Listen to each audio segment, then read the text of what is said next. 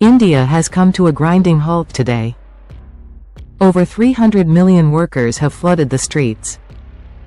The historic Bharat Bandh 2026 is here. The nation is witnessing a massive display of power. From crowded city centers to the quiet rural fields, a sea of flags and banners covers the ground. Traffic on major national highways has completely stopped now. Industrial machines in 600 districts are silent today. The working class has sent a loud, clear message. The fight for labor rights has officially reached boiling. This unprecedented strike is led by 10 trade unions. They are protesting the controversial 4 new labor codes. Workers fear the loss of job security and protection. Farmers have joined the struggle with their massive tractors.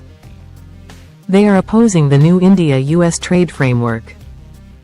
Protesters argue that cheap imports will destroy local farms. Empty markets and closed bank branches tell the story. Public sector employees are demanding the old pension scheme. The common man is fighting for his daily bread. The sheer scale of this movement is truly staggering. In Kerala and Odisha, the shutdown is nearly total. State transport buses are parked in silent rows now. Auto rickshaws and taxis have joined the Chakka jam. Railway tracks are blocked by groups of chanting protesters. Commuters are facing huge delays at every major station.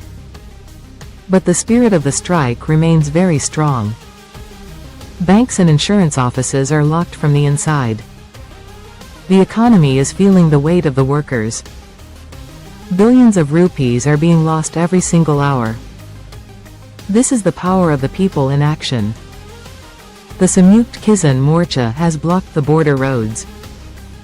Farmers are holding large langars on the asphalt highways. They are demanding a legal guarantee for crop prices. The government is watching the situation with high concern. Police forces are deployed in every sensitive urban area. Water cannons and barricades are standing at the ready. But the march toward the capital continues to grow. Leaders like Rahul Gandhi have voiced their full support. They say the voice of the worker was ignored. Now that voice is screaming through the city streets. In West Bengal and Assam, tea gardens are closed. The mining sector in Jharkhand has also stopped work. Coal production has hit a sudden and sharp decline. The energy sector is feeling the impact of strike. Electricity department employees have joined the massive protest line. They are fighting against the new electricity amendment bill. Every sector of the Indian economy is currently affected.